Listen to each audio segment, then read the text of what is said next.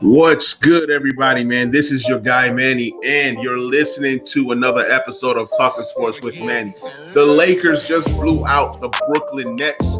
I'm excited. It was a big game. It was a big game because you had a lot of these haters that were talking about Andre Drummond. Andre Drummond is not a good player. Andre Drummond can't play defense. Andre Drummond this, Andre Drummond that. And what Andre Drummond did tonight was remarkable. I think this is like his third or fourth game this season, and he was phenomenal. He played 22 minutes. He had 20 points and 11 rebounds. He shot 15 shots and made 8 of them. So, amazing game by Andre Drummond. He's a player that a lot of fans would say, it wasn't a big pickup. Brooklyn Nets are a great team. Make no mistakes about that. But today, this was a game that showcased you have the Lakers and then you have the Brooklyn Nets. Two of the teams that everybody thinks that are going to be in the finals, right? So the Brooklyn Nets, let's start with the Brooklyn Nets first before I get into this game. So the Brooklyn Nets, they go out there and then they get Blake Griffin, they get LaMarcus Aldridge. Great.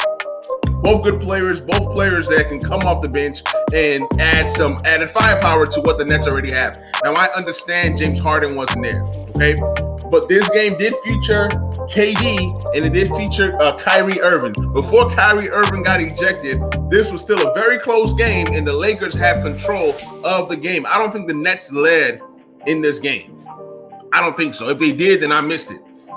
So pretty much, when I predicted what was going to happen this game, I'm not going to lie. With Kuzma being out and with Gasol being out, Wesley Matthews being that the Lakers were going to be undermanned, I would have predicted Lakers losing by 12. That was my prediction. Now, granted that the Nets didn't play like they normally play, and then you look at these acquisitions. I kept telling people, when you have a Montrezl Harrell and Kuzma, Montrezl Harrell and Kuzma is better than Blake Griffin and LaMarcus Aldridge. Just off jump. Kuzma and Harrell are more impactful for the Lakers than Blake Griffin and LaMarcus Aldridge. When you look at the Nets, their problem is not scoring. They can score with the best of them. Their problem is defending. And out of all the moves that the Nets made, they did not bring in one defender. They didn't bring in a shot blocker. They didn't bring in wing defenders. They brought in a whole bunch of guys that can score, that can pick and pop, and that can make shots. Does not solve their problems. Now, it seems like the rosters are pretty much locked, ready for the playoffs. But let's just go ahead and just dive into this game. I just wanted to go ahead and point that out, that with all the moves that the Nets made, they are not necessarily better than the Lakers. You can say, oh, James Harden didn't play this game. Who cares? LeBron James didn't play this game. Okay? AD didn't play this game. Kyle Kuzma didn't play this game. Wesley Matthews and Gasol. You can laugh at those two players, but those are still depth. Those are still players that you need on a 15-man roster. They didn't play. Then you had Schroeder ejected. Kyrie was ejected. Still, there was no player on the Lakers that's the equivalent of KD. So let's just go ahead and get that out the way. Lakers blew these jokers out, and it was a great, great win. You look at Markieff Morris. Both Laker fans and both NBA fans always have something to say about Markieff Morris. The guy is a constant professional.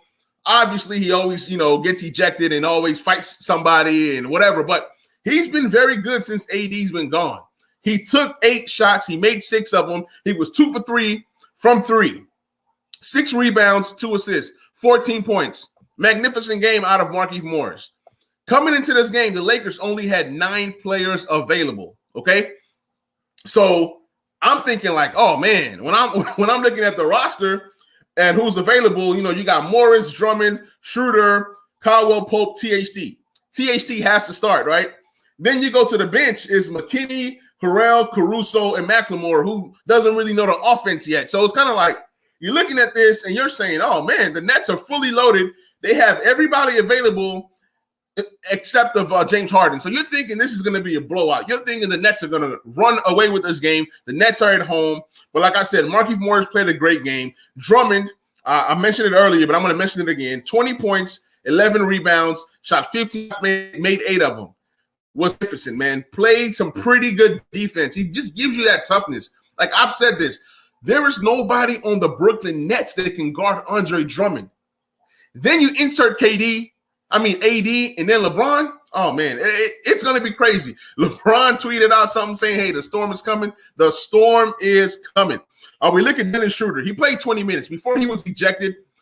Look, I don't know what he said to Kyrie, but Kyrie was acting like Schroeder called him outside of his name or something. Whatever the beef was, I don't think it was that serious. So when I saw it, I'm thinking like, okay, they're just talking. And Schroeder is quiet, but he's a pest. He's very pesky.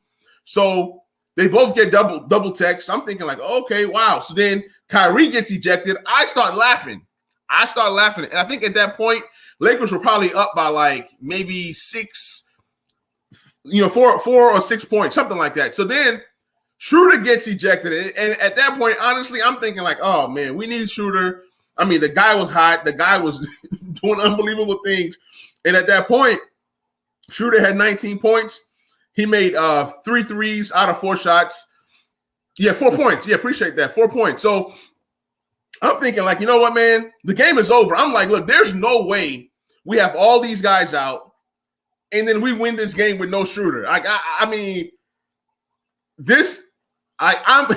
speechless right now.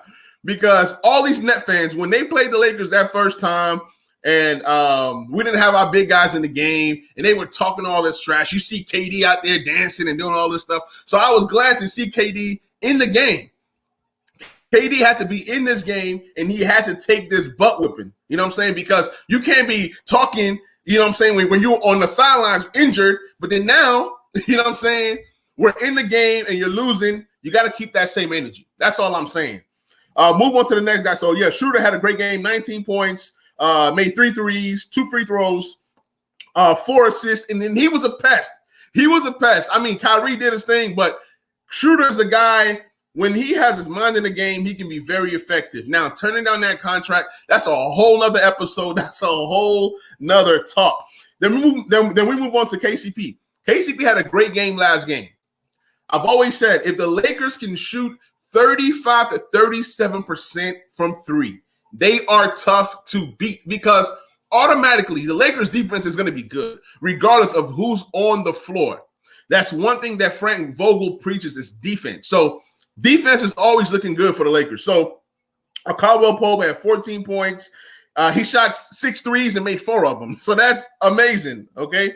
He had 3 rebounds, 5 assists. Somebody just said the Nets suck. Hey, look, man, I don't even care. Everybody was worried about the Nets. I'm not even worried about the Nets because, like I said earlier, defensively is where the Nets are going to struggle. I understand that James Harden hasn't played and whatever. It doesn't matter. When James Harden comes back with all these mouths that they have to feed, it's going to be interesting because everybody wants the ball. They can score, but like I said, when they all are healthy and they play, they're going to have to figure things out. The only guy that's playing without the ball is Joe Harris, okay? But then he's terrible defensively. We move on to Horton Tucker. Horton Tucker did not shoot the ball well. He shot 16 times and only made 4 shots, okay? But I love the confidence that he brought to the team. He shot 5 threes and made 2. Hey, that's 40%, okay? That's 40%, so that's a good percentage there. He was 4 for 5 from the free throw line. He had 3 rebounds and 11 big assists. When Schroeder was ejected out this game, honestly, all I can think of was who's playing point guard. Obviously, you have Caruso, who's dealing with some injuries, some knee pain. So I'm like, man, look, Caruso's not going to be able to play the entire game running point. So THT was able to come in, give us some good minutes at the point guard position. Man, I love it. Next comment, it says, Drummond, AD, LeBron going to feast in the paint, and KCP, West, McLemore going to feast from 3. Yes, yes, yes, yes, and yes again. Look, when this team is healthy, this team is dangerous. And since I'm on THT, let's talk about the trade that almost went down. The trade was Kyle Lowry coming to the Lakers, okay? And the Lakers sending KCP and Dennis Schroeder's contract to match Kyle Lowry's contract. Then they wanted a young piece. The only young piece that we have that was actually tradable was THT. Lakers said no. Lakers know what they have in THT. I mean, and you see it tonight, 14 points and 11 assists. You cannot beat it, man. So we move on to the next few players. McKinney. Alfonso McKinney has been great. He's been great. He needs more minutes. I've been saying it. Tonight, he was able to get 27 big minutes. He shot 6 shots, made 4, was 2 for 4 from 3. I understand a lot of the minutes were in garbage time, but still, he's effective. He's a very good offensive rebounder. He gave us 3 offensive rebounds today. 3 offensive rebounds. That might have been the team lead. Okay. Andre Drummond had 4 offensive rebounds, but McKinney is a great offensive rebounder. He had 10 points and 9 big rebounds. You got to be happy about that. How can you not be happy about 27 minutes, 10 points, and 9 rebounds? Says, okay, I'm happy that the trade didn't happen because THT looks like a future star, and he has more ceiling than Kuz. That's debatable. Kuz has been playing pretty well this year, but I can definitely see where you're coming from. THT is doing so much. Practically, this is THT's rookie season, so I can see where you can say THT has more promise than Kuzma. I'll give you that. I will give you that argument. Yeah, THT looks special. Once he can kind of clear up his turnovers and shot selection, he'll be a very good player. And mind you, last year we put him into the playoff game versus the Rockets game 5, and he came in and gave us 9 points in 10 minutes. So that's when I kind of saw his potential. You know, he was a second rounder.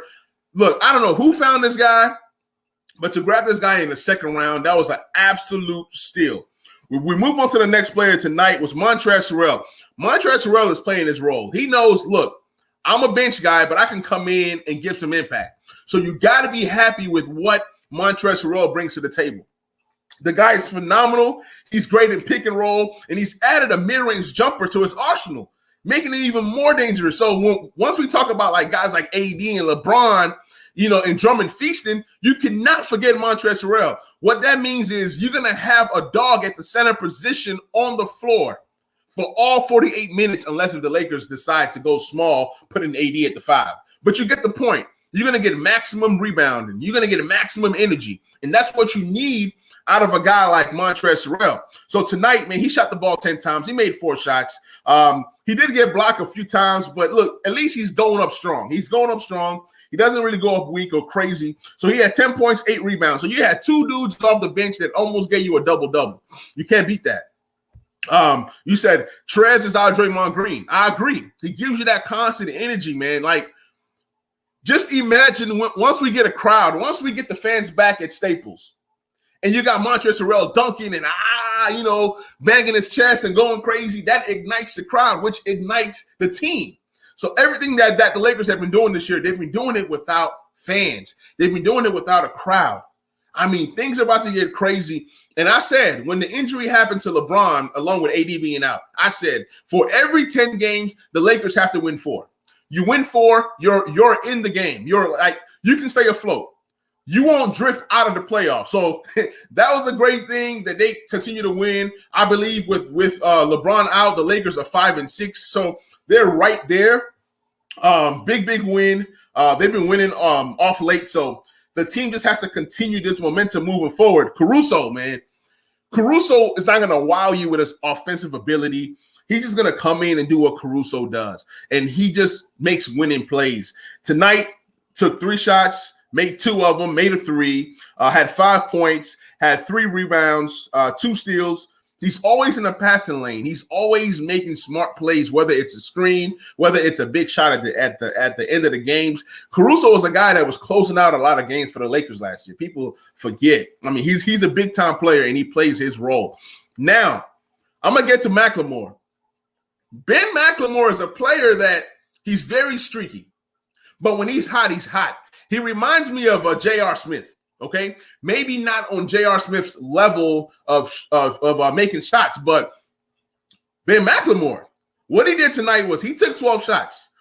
Okay, he took 10 threes. He made 5 threes. Okay, so he was 50% from 3 with 17 big points in 23 minutes. So all this, look, the way that this game was going, I didn't know who was going to be scoring. I didn't know who was going to be shooting, but I love what I saw out of McLemore. He says they literally ejected Schroeder for no reason. LOL. We still won the game. I hate Kyrie's attitude. Yeah, like I said, man, Kyrie was talking like you know what I'm saying? Like Schroeder's talking about his mama or something. Like what was said? What was said that elevated, all this craziness? I don't get it, man. I honestly don't get it, but it just is what it is. You know what I'm saying? The refs try to give this game to the Nets. I can say this because I don't work for anybody. So, I mean, I can't get fined by the league or nothing like that. So, I mean, somebody said the Nets are frauds. Yes, they are frauds. They're trying to build this team, and they're building the team the wrong way, okay? How are you going to build a team? You know that you're weak defensively, and you go grab a Blake Griffin. That's fine. Then you go ahead and you grab a LaMarcus Aldridge. Then you already had a center in DeAndre Jordan who's fallen out of the rotation. You know, he came there to be with his boys, and he don't even play. So I really don't understand what the Nets are doing. To be honest, when they play a team like the Sixers who lock down defensively, don't get it twisted. They got guys like Thibault and Danny Green. Those guys get after it defensively. Seth Curry does as well. And then Embiid. So the Nets don't have a cakewalk. I mean, the people think that the Nets are just going to walk over everybody in the East and just magically appear in the West. I mean, out of the East. Same thing in the West, but I'm confident in what the Lakers are showing me. The only issue for the Lakers will be health and chemistry. We got to see how LeBron, AD, and Drummond look like together. Then we also got to see, you know what I'm saying, the rotations, what Vogel is going to do. Let me see the next comment. It says, this team has no defense. If their offense ain't on, they're going to lose every game. I totally agree. If the Nets are not making shots, they're in trouble. They have, as much as the Nets offense is very, very good, they don't have a player that you can throw the ball into and they can get a bucket inside the paint. Maybe LaMarcus Aldridge. I'll give LaMarcus Aldridge that. You can toss him the ball and he can make something happen inside. But outside of that, they are a jump shooting team. And honestly, I don't trust a jump shooting team. They said it says they better hope that they can get past Miami, by the way, because them boys, yes, Miami is dangerous. Miami is the perfect matchup for the Nets, and this is why. They got Trevor Ariza, Oladipo, Jimmy Butler, right? You got all these defensive wings that can match up with these offensive guys for the Nets. I'm not saying they're going to shut those guys down, but the playing style, you know what I'm saying? Jump shooting teams are where Miami excels because Miami still don't have a center. They don't have a center. So, says Heat fans, Heat fan, but stop. Yeah, I mean, no, seriously. I think the Heat would pose a problem for the Nets. I don't know if the Heat beat the Nets in a 7-game series, but I do love the matchups. When you look at the perimeter defense that the Miami Heat possess, I mean, they possess a nice perimeter with Jimmy Butler, Oladipo, and Ariza. So they got some guys. And then Iguodala. You know, he can get in there and play some defense. So I love the matchup. Like I said, I don't know if the Heat will be able to beat the Nets, but hey, they'll give them a nice little 6 to 7 game series for sure. But like I said, we still got to see what the Nets look like fully healthy. And then there's still only one basketball. Now, let's look at what the Nets did this game.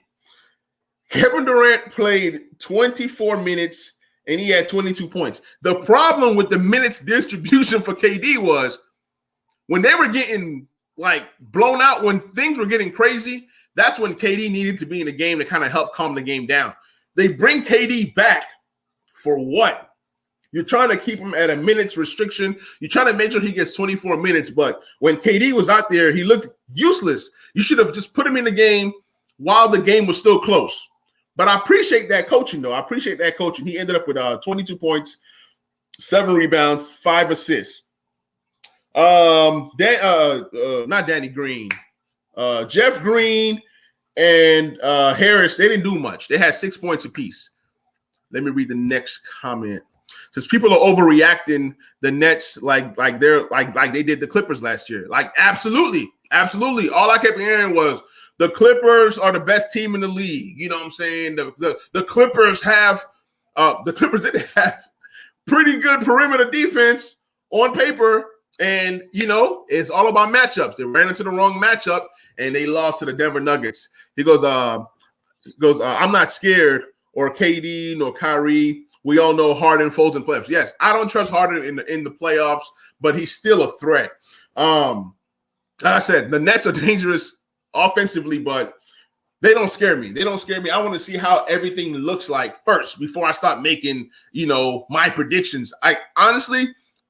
From when the season started, even when the Nets made this trade, I said that I see the Sixers coming out of the East instead of the Nets. And I still stand firm on what I said, because I was thinking that the Nets were going to make some valuable pickups. They ended up not getting the needs that they needed. So to me, they're still the same Nets team. Very dangerous offensively and can't defend for nothing.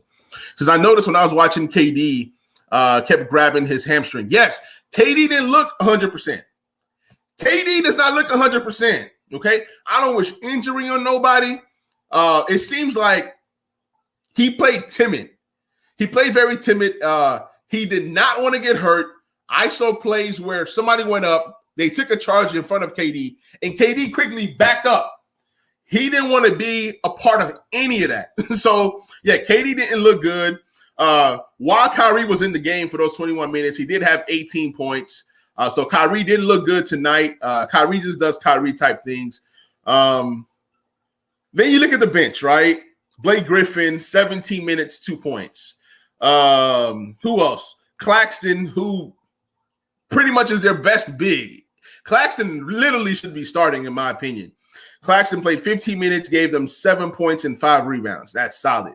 Give him more minutes, he probably gets you, about 15 and 10 maybe.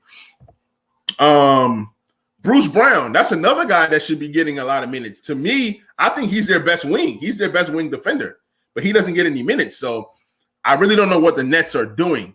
TLC came in, 7 points. Landry Shamet, 23 minutes, 3 points. So as deep as the Nets are, defensively and the bench, they don't look too high. Okay, because when Harden comes back, right, that means you send Jeff Green to the bench, or you send probably Jeff Green to the bench. Okay, Jeff Green coming off the bench, that's a solid guy, but the Nets are not as deep as people think. We need to stop all that mess about Blake Griffin this or LaMarcus Aldridge that. I trust him. Look, I trust LaMarcus Aldridge. But what has Blake Griffin done in his career in the playoffs? What has he done? So LeBron is close to coming back. LeBron is I think 3 weeks out from today. And Anthony Davis is at least 14 days out from today. So you're looking at the 24th this month for AD to come back. So 14 days out. And then you got LeBron coming back in 3 weeks, just at the right time. Says, what do you think about Keith? He irritates me sometimes. Look, I have nothing negative to say about Markieff Morris. Markieff Morris has been a gem. I talked about him before you came on the stream. Markieff Morris has been a gem for us this season. I cannot be mad at Markieff Morris. He comes in, he makes shots, he makes good passes. He's not the best rebounder, but he tries. So I can't be mad at Markieff Morris. He's done his thing all season, so I'm happy for him. The key, even when LeBron and AD comes back, is KCP. When KCP is making shots and scoring the ball, the Lakers are dangerous. So we now have options. With bringing in Ben McLemore, you now have KCP, McLemore, Wesley Matthews, believe it or not, is going to come in big time for us in the playoffs. And then there's one more guy that I can't think of right now, but it's like 3 or 4 guys that can come in and make shots for this team. If one guy is not making shots, or if one guy is not, doing this thing, you remove that guy and then you bring in somebody else. Now with Marc Gasol, I've heard that the coach wants to use Harrell as the power forward, or as the center on offense, the power forward on defense, and then Gasol as the power forward on offense and the center on defense. So I don't know how that lineup is going to work. It's going to be certain teams that you play that you can actually use that lineup. But Gasol is going to be a guy that gives you 5 to 10 minutes max. Okay. But But he is going to have some games. He is capable of having some games. Like the last game we won, Gasol did have a good game. So I love the depth that we have on this team. It's going to be hard finding minutes for everybody. KCP is too good to be inconsistent. Yeah, like with KCP, when he was in Detroit, he was a guy that can create shots for himself. KCP was a scorer. KCP was a scorer to start his career, and then now that he's on the Lakers, he's just relegated to being a shooter. Like KCP has enough, offensive arsenal to kind of shake a guy and get to the bucket. Like even his layup sometimes pisses me off because he just goes up too cool. Every now and then he'll give you a dunk here and there, but it just seems like KCP has become more of a shooter and not a scorer. So I understand the team and scheme and things of those nature changes how a player will play. But guys, this is the episode, man. I appreciate everybody that has come on this stream and commented. I'm honestly thinking about starting the Lakers podcast. That I am going to stream on this YouTube channel still. Then I'll just put the audio version on the podcast form. So this is your guy, Manny. Hey, please subscribe to the YouTube channel. If you're going to watch the replay of this, please be sure to share this thing out. I'm going to put this thing out on Twitter. Please retweet. If you're watching on YouTube, please comment, like, subscribe, notifications on, all that good jazz. I appreciate you guys. And we out.